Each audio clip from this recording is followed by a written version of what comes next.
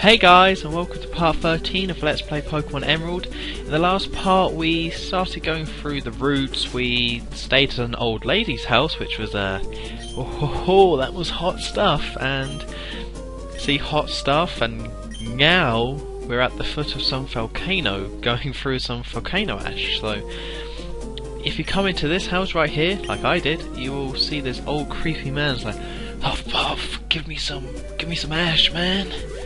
Yeah, he'll give you a soot sack, not as disgusting as that sounds, and if you go through the ash here, every single time you go through the ash, you will collect the ash in the soot sack, and if you collect enough soot sack, if you collect enough ash in your soot sack, you will actually get some sort of prize, some sort of reward from him. So I can't exactly remember what it is. What I do remember is that it takes a day and an age to do. It takes so long to go and collect all that ash.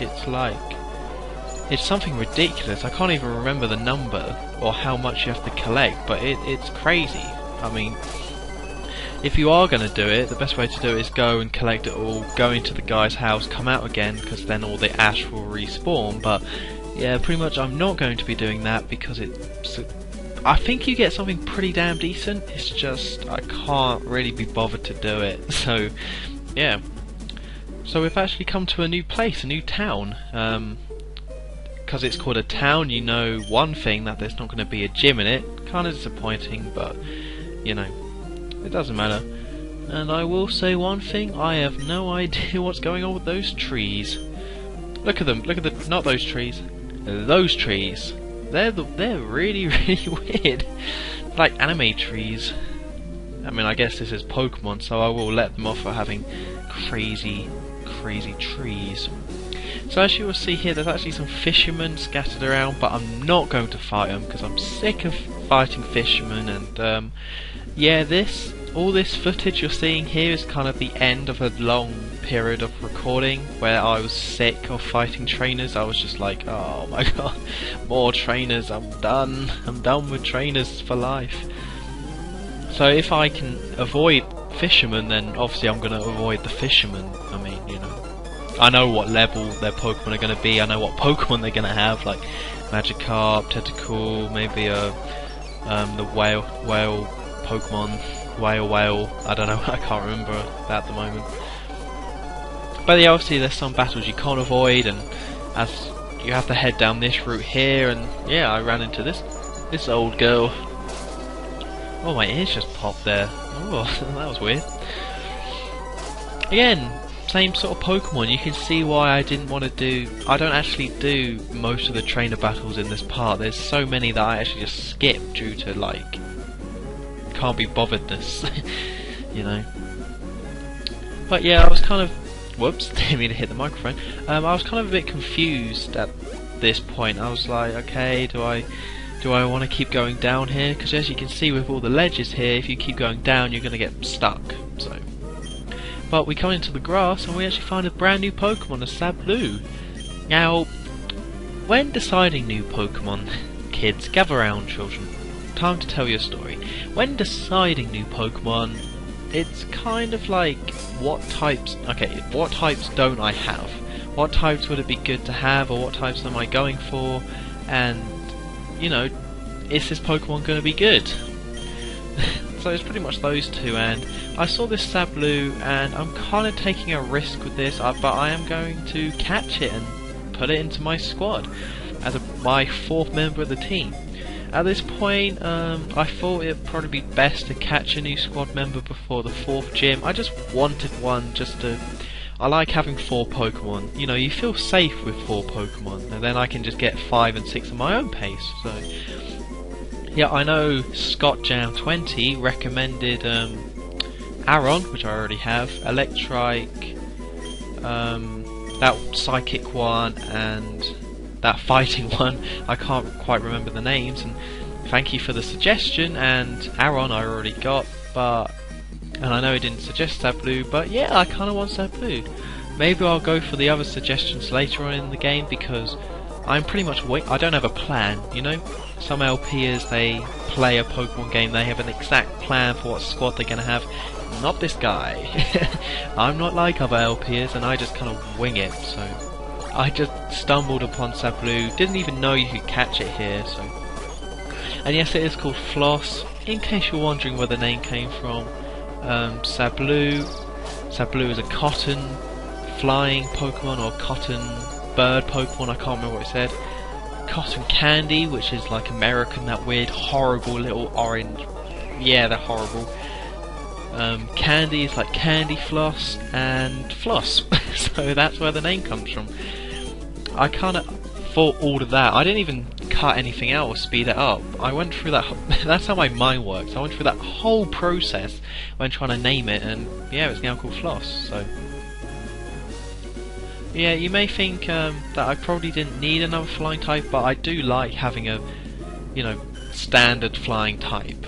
You know, it's just handy, so you can, you know, you can teach it fly, and it's, you know, it's just standard. And there's another Sablu for you that I found in the grass. I was convinced that was going to be a higher level than the one I just caught. Because isn't that always the way? You spend ages looking for a Pokemon, you find it, you catch it, and then it's a higher level. I know that happened with Gummy in the very first part, all the way back then, but oh well. So Rock Smash comes in handy again. Yeah, I guess they had to justify having Rock Smash, because, oh pardon me, god, that Bex had gone right through me. But yeah, if you, well, with Rock Smash they have to kind of justify having it there, because at the moment we only used it because we had to once, so if you don't use HM Slaves, or you keep the Pokemon with Rock Smash, you will find some goodies in this area. Although past this bit there's really very little use for it, so don't feel obliged to have a Pokemon with Rock Smash. So Floss level 15. After I spent all this time with Eric, leveling up Eric, making sure Eric is like the same level as everyone else, of course I catch a new Pokemon that is nowhere near. It's 9 levels behind the whole squad, so I'm going to try my best to level it up and keep up, but yeah. It's going to be a long process. It's going to be a while. It's going to be a good 3 parts. One thing that's annoying about this bit of the game, I would say, is that, you know how I said about the ledges, how I was worried about jumping down? Yeah, this is exactly what happened. I jumped down and now I'm trapped. I can't go back up the hill, because ideally I would have ended my recording session here and I would have just leveled up Floss off screen, but I can't do that yet because I can't go back to the Pokemon Center, so at the moment I'm just continuing on, hoping that I can just keep sending out Floss and hoping that it levels up and it doesn't faint, because as soon as it faints I'm done. You know, it's game over really for Floss. Oh well, luckily for me we have things like double battles, so I send out Floss straight away, but of course I switch out Floss just in case Floss gets hit. I mean, Floss gets more XP if I keep it out and it doesn't die, but it couldn't take any hits from Geodude or Lombre, so I just, you know, on the safe side, just to make sure that it does get some XP, because, you know, like I said, once it dies, that's it. I'm done. I'm done, so. Yeah, same Pokemon again. Again, the same sort of Pokemon. Nothing that you shouldn't be prepared for at this point, really. I mean, a Marill and a Numel, not going to cause any problems. If it does, then, I mean, what the hell you been doing? You know, you got to sort your life out, kid. You got to, you know... Quite a long battle, actually. I mean, I know I was just... With Marill, it's actually... I wasn't too sure what to use to take it out. I mean, it's water type, yeah, but... Surprisingly, between Kips and Gummy, between the both of them, neither of them have a really good move to take out a Marill. Which I'm both happy and sad about. Sad because it took ages to do that battle, and happy because Marill is like the coolest Pokemon. Yeah, Marill's definitely my favourite Pokemon. It used to be Squirtle, but I would say it's now Marill. Yeah, there's another rock trainer that I skipped, but we finally got to Meteor Falls, and if you saw, I didn't actually mention it, but that woman was like, herp derp derp, Professor Cosmos herp derp. I think she didn't say the herp derp part, but you know, she didn't seem like the brightest kettle in the barrel. I know that's not a saying, but it should be. Yeah, we come to Meteor Falls, and they've been very cheeky here. They've actually got wild battles or wild Pokemon spawning here. The reason why I think this is very cheeky is because this place isn't that big at all, so it seems very weird that this small area.